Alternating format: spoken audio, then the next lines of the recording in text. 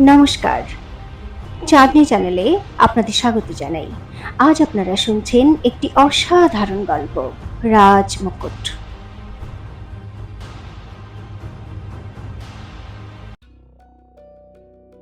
চন্দ্রাবতীকে দেখে পাটরানীদের মুখ গম্ভীর হয়ে গেল। মোহিনী ও শশীকলার মুখও থমথমে হয়ে গেল। সুরেলাও ঈর্ষায় কাতর হয়ে পড়ল। মহারানীর পোশাকে চন্দ্রাবতীকে দেখে বীরেন্দ্র প্রতাপও স্তব্ধ হয়ে গেল। চন্দ্রাবতীর মুখের তেজ দেখে উপস্থিত জনতার ভিড়ও নিস্তব্ধ হয়ে গেল। গার্গীও এক পলকের জন্য হতভম্ব হয়ে গেলেন।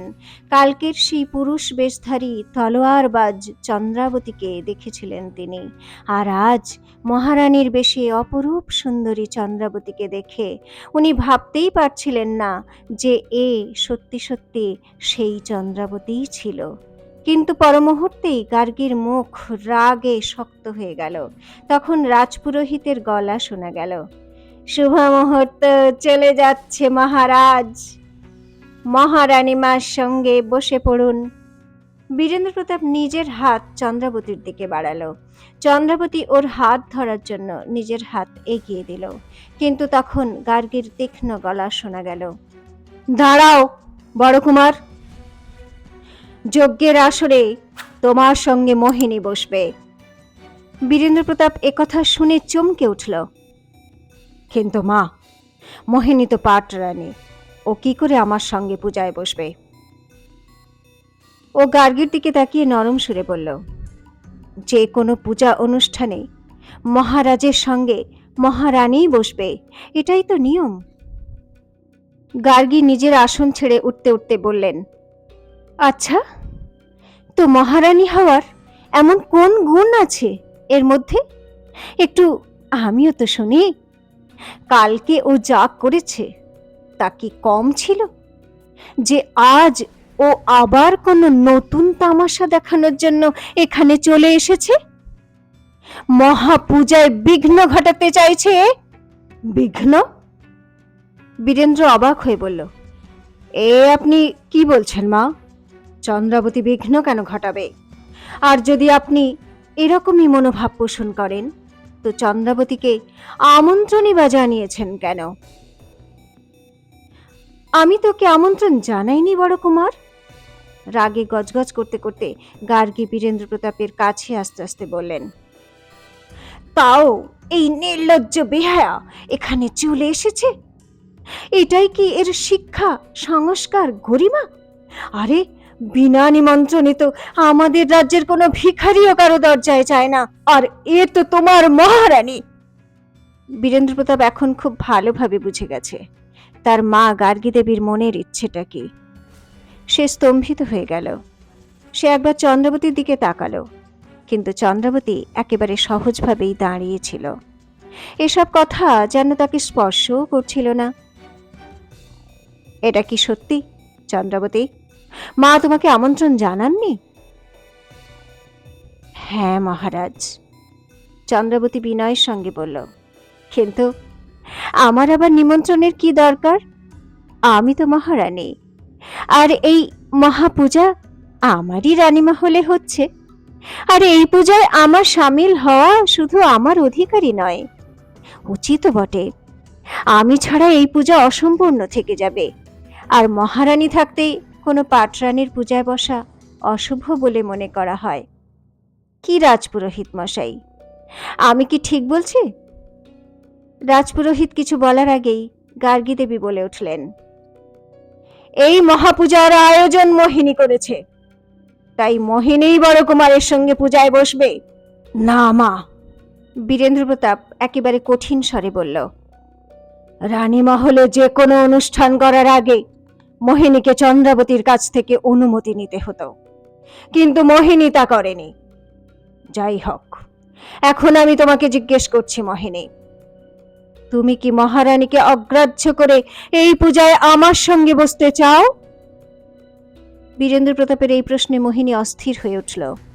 ও বুঝতে পারল ও নিজের জালেই নিজে ফেঁসে গেছে। না না না মহারাজ, মোহিনী নিজেকে সামলে নিয়ে বলল, এ আপনি কি বলছেন? মহারানীকে তো আমি সব সময় সম্মান করি, এনার সামনে ওনাকে অপমান করার, অসম্মান করার কথা আমি কখনো ভাবতেই পারি না। নিঃসন্দেহে আপনার সঙ্গে বসার অধিকার শুধু মহারানীরই আছে।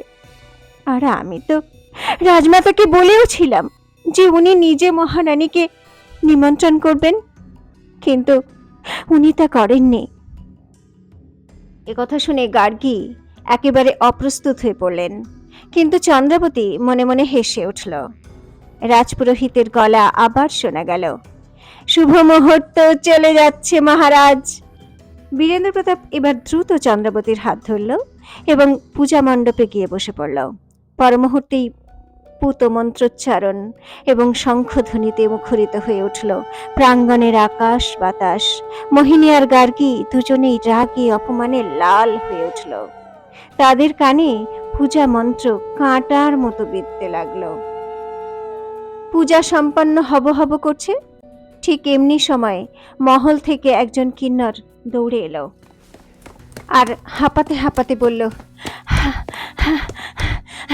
মহারাজ, মহারাজ, প্রতিবেশী কয়েকজন রাজা রাজসভায় এসে উপস্থিত হয়েছেন।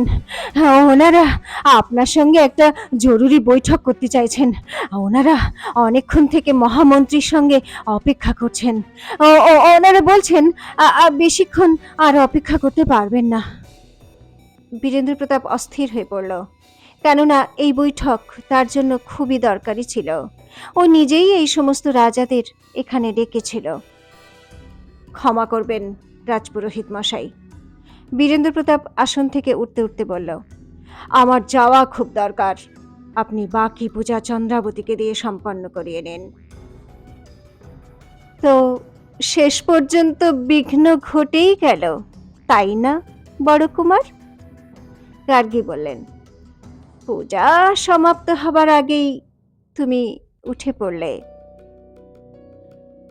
আপনি কি ধরনের অন্ধবিশ্বাসী কথাবার্তা বলছেন মা? বীরেন্দ্র প্রতাপ বিরক্ত হয়ে বলল, পূজা তো সম্পূর্ণ হয়েই এসেছে, আর ওই সমস্ত রাজাদের চটাতে পারবো না আমি। আপনি তো তা ভালো করেই জানেন মা। ওনাদের সহযোগিতা আমাদের জন্য কতটা প্রয়োজন। আচ্ছা, তো এখন পূজা তাহলে চন্দ্রাবতী একাই সম্পন্ন করবে?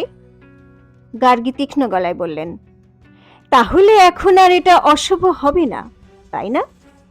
বীরেন্দ্র একেবারে কিছুই বলতে পারল না। তখন চন্দ্রাবতী বিনম্রভাবে বলল, আপনি নিশ্চিন্ত থাকুন রাজমাতা, কোনো অশুভ হবে না। মহারাজ নিজের তলোয়ার আমাকে দিয়ে যেতে পারেন। ওনার তলোয়ারই পূজায় ওনার প্রতিনিধিত্ব করবে। আর এরকম তো কতবারই হয়েছে, রাজার অনুপস্থিতিতে রানীরা ওনার তলোয়ার নিয়ে যে কোনো পূজা অনুষ্ঠান সম্পন্ন করতে পারেন। কি রাজপুরোহিত মশাই, আমি কি ঠিক বলছি? কিন্তু রাজপুরোহিত কিছু বলার আগেই বীরেন্দ্র প্রতাপ একেবারে হেসে বলল, তুমি একদম ঠিক বলেছ চন্দ্রাবতী। স্বয়ং রাজমাতাও আমার পিতা মহারাজের অনুপস্থিতিতে এরকম করেছেন।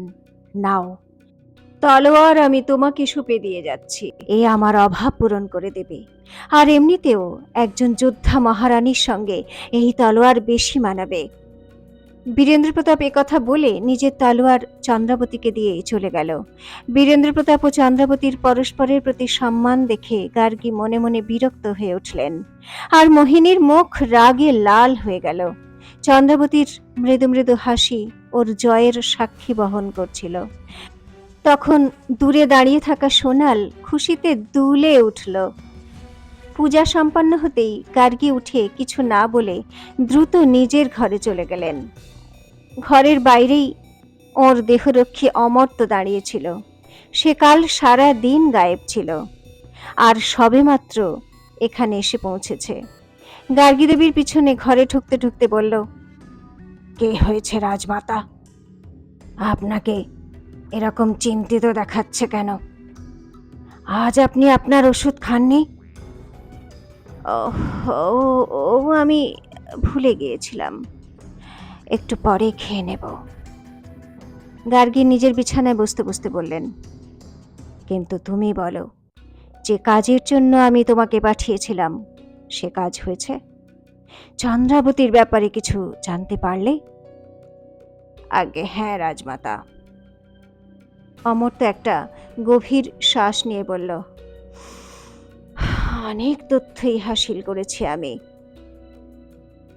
চন্দ্রাবতী বাস্তবিক নির্বোধ নন। উনি খুব ভালোভাবে প্রশিক্ষিত একজন যোদ্ধা। চিকিৎসা শাস্ত্রেরও অধ্যয়ন করেছেন উনি। বিভিন্ন ধরনের জড়িবুটি আর বিষের চিকিৎসায় পারদর্শী। গুপ্তচরদের সঙ্গে কথা বলে জানতে পেরেছি যে ওনার অনেক রকমের গোপন ব্যাপার আছে যা কেউ জানে না। এ কথা শুনে গার্গী মহা চিন্তায় পড়ে গেলেন। তার মানে চন্দ্রাবতীর বাবা আমাদের ধোঁকা দিয়েছে। উনি ধীরে ধীরে বললেন, উনি কখনো এসব আমাদের কাউকে জানতে দেননি, বরং চন্দ্রাবতীকে একজন নির্বোধ হিসেবে আমাদের কাছে পরিচিত করেছেন। ঠিক ঠিক উনি চন্দ্রাবতীর মাধ্যমে কোনো ভয়ানক ষড়যন্ত্র রচনা করছেন। অমর্ত্য বলল, একদম। আমিও এই ব্যাপারে খোঁজ খবর নিয়েছি, কিন্তু ষড়যন্ত্রের মতো কোনো কথা এখনো জানতে পারিনি। হ্যাঁ, এটা অবশ্যই বলতে পারি যে চন্দ্রাবতীর বাবা হয়তো এই জন্য এই কাজ করেছেন যে ওর 3 মেয়ে, একজনও ছেলে নেই, আর এই জন্য উনি চন্দ্রাবতীকে হয়তো একজন রাজকুমারের মতো মানুষ করেছেন, তাকে প্রশিক্ষণ দিয়েছেন। না অমর্ত্য, গার্গী বললেন, যদি সত্যি শুধু তাই হতো তাহলে উনি আমাদের সব সত্যি কথা বলতে পারতেন, কিন্তু না, উনি এই সমস্ত কথা আমাদের কাছে গোপন করেছেন। তাই ওনার উদ্দেশ্য সম্বন্ধে আমার সন্দেহ জাগছে। আমি পরিষ্কার দেখতে পাচ্ছি যশবন্ত সিং কোনো এক গভীর ষড়যন্ত্র করেই চন্দ্রাবতীর সঙ্গে বড় কুমারের বিয়ে দিয়েছেন। গার্গী দেবীর কথা শুনে অমর্ত্য চিন্তায় পড়ে গেল। ঠিক আছে অমর্ত্য, তুমি গিয়ে বিশ্রাম নাও, কিন্তু চন্দ্রাবতীর উপর নজর রেখো আর নিজের গুপ্তচরদের বলো তারা চন্দ্রাবতীর আত্মীয় স্বজনদের সঙ্গে দেখা করে ওর সম্পর্কে আরো গভীর তথ্য সংগ্রহ করুক। অমর্ত্য নিজের মাথা নিচু করে বলল, যে হুকুম রাজমাতা, আর ওখান থেকে চলে গেল। গার্গী বিছানায় শুয়ে পড়লেন আর মনে মনে বললেন, আচ্ছা, তো এই তাহলে আসল খেলা। চন্দ্রাবতী চালাকি করে প্রথমে নির্বোধ সাজার নাটক করেছে যাতে আমাদের সহানুভূতি হাসিল করতে পারে, আর কোনোভাবে বিক্রমগড়ের রাজমহল পর্যন্ত পৌঁছতে পারে। আরো ধীরে ধীরে নিজের আসল রূপ দেখাতে শুরু করেছে। প্রথমে রানীমহলকে কবজা করবে, তারপর বীরেন্দ্রকে, আর তারপর পুরো বিক্রমগড়কে কবজা করবে। মহামারীর ওষুধ বানানোর বাহানায় ও প্রজাদের নিজের পক্ষে টেনে নিয়েছে। এবার বিক্রমগড়ের সিংহাসন পাল্টে দেবার আগে আমাকে কোনো কড়া পদক্ষেপ নিতেই হবে। এসব ভাবতে ভাবতে গার্গীর চোখ নিজের বিছানার শিয়রে রাখা কিছু ওষুধের উপর পড়ল। ওর মনে হলো ওনাকে একটা জরুরি ওষুধ খেতে হবে। উনি ওষুধ নিয়ে খেয়ে নিলেন আর নিজের চোখ বন্ধ করে নিজের মনকে শান্ত করতে লাগলেন। এদিকে মোহিনী নিজের ঘরে এসে গিয়েছিল। ওর বোন উর্বশীর সঙ্গে সঙ্গে সেখানে বজ্রকেতু ও শশীকলাও ছিল। এই চন্দ্রাবতী তো আমাদের থেকে অনেক বেশি চালাক মোহিনী, শশীকলা বিরক্ত হয়ে বলল। আজও এমন চাল চাললো, না তুমি কিছু করতে পারলে আর না রাজমাতা কিছু করতে পারলেন। সবচেয়ে বড় কথা হলো এখন তো মহারাজও খোলাখুলি ভাবেই ওর পক্ষে কথা বলছেন। রাজমাতার কোনো পরোয়াই করছেন না উনি। তোমার এত গভীর ষড়যন্ত্র এক মুহূর্তে ধূলিসাৎ হয়ে গেল। তুমি মহারানী হবার স্বপ্ন দেখছিলে না? দেখো, আরো দেখো। আর মহারাজ, মহারাজ তো তোমাকে একজন মামুলি পাটরানী প্রমাণ করে দিলেন। এবার এবার কি করবে তুমি? মোহিনী এর জবাবে কিছুই বলল না। ও একেবারে চুপ করে এমন ভাবে বসেছিল যেন ও শশীকলার কথা শুনতেই পায়নি। এ এ তোমার কি হলো মোহিনী? বজ্রকেতু চিন্তিত হয়ে বলল। ওকে গভীরভাবে দেখতে দেখতে বলল, তোমার হঠাৎ কি হয়ে গেল মোহিনী? তোমার তো রাগও হচ্ছে না, আর সব সময়ের মতো চন্দ্রাবতীকেও গালাগালি দিচ্ছ না। শরীর ঠিক আছে তো তোমার? মোহিনী একটা গভীর শ্বাস নিল এবং হঠাৎ হেসে উঠে বলল,